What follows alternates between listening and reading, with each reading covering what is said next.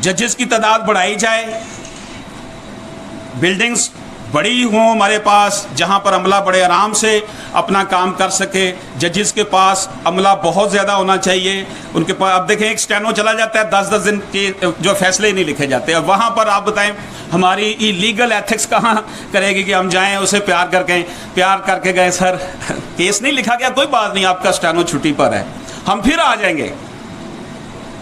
मसला ये है कि फ्रंट लाइन पर तो खड़ा है वकील, तो उसको तो वही एथिक्स जो है उसके लिए होंगी कि उसको उधर से भी रिस्पांस, देखें ये ड्यूअल है, अगर उधर से कुछ हो रहा है तो हमने उसका रिस्पांस फिर देना है।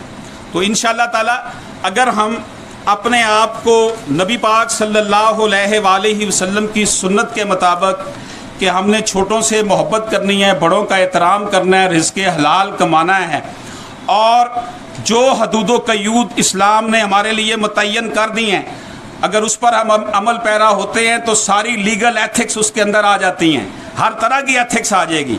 और मैं ये समझता हूँ अपने इस फोरम के थ्रू, जिसके लिए मैं शुक्रगुजार हूँ जनाब प्रोफेसर अतीक अहमद साहब का, राना साहब का, कि उन्होंने मुझे ये फोरम दिया, इस फोरम पे खड़ा किया, कि हम इस फोरम के थ्रू ये अर्ज़ करना चाहते हैं अपनी आला अदलिया से कि खुदारा मतहत अदलिया की तरफ नज़र दोहराएँ।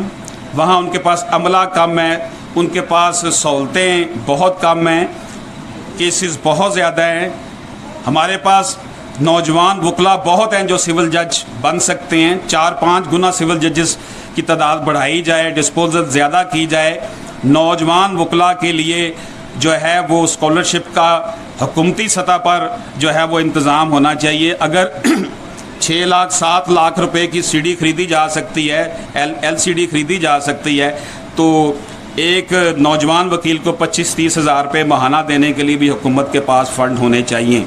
और ये बहुत बड़ा मामला है। हमारा अलमिया ये है कि हुक्मरान अशराफिया ने यरगमाल बना रखा है हमारी 96-97% पॉपुलेशन को, और वो ऊपर बैठकर जो फैसले करते हैं अवाम बेचारी जो है उसके अंदर जो है ना वो उसको भुगतना पड़ते हैं।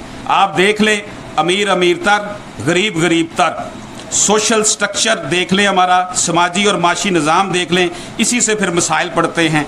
इसलिए जो आपकी खिदमत में गुजारिशात मैंने करने की कोशिश की हैं, इसमें 2 आर्टिकल मैंने आपकी खिदमत में पेश किए, आप इसे देखिएगा, इंशाअल्लाह ताला ज़रूर आप इससे इस्तिफ़ादा करेंगे।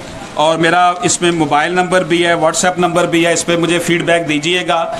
और इसके साथ साथ देखें तकरीरों से मामलात नहीं चला करते जब तक मटीरियलाइज कोई चीज़ ना हो, तो इसलिए हमें अमली कदम उठाने चाहिए। इस हवाले से हमारी ये कैबिनेट बड़ी जो है मुबारकबाद की मुस्तहिक है कि हमारी इस कैबिनेट ने जो है वो कंक्रीट काम किए हैं। और प्रोफेसर अतीक अहमद खान साहब का मैं तहे दिल से शुक्रगुजार हूँ, राना अमजद साहब का तहे दिल से शुक्रगुजार हूँ कि उन्होंने मुझे इस काबिल समझा कि मुझे भी अपने जज्बात का इजहार करना है। लेक्चर मैंने क्या देना, लेक्चर हम हर वकील, एक वकील से अच्छा ह्यूमन राइट्स एक्टिविस्ट कोई नहीं हो सकता, एक वकील से अच्छा बोलने वाला और कौन हो सकता है। मैं तो सिर्फ आपको अपना हाले दिल सुना रहा हूँ कि स्टेटस को तोड़ना होगा।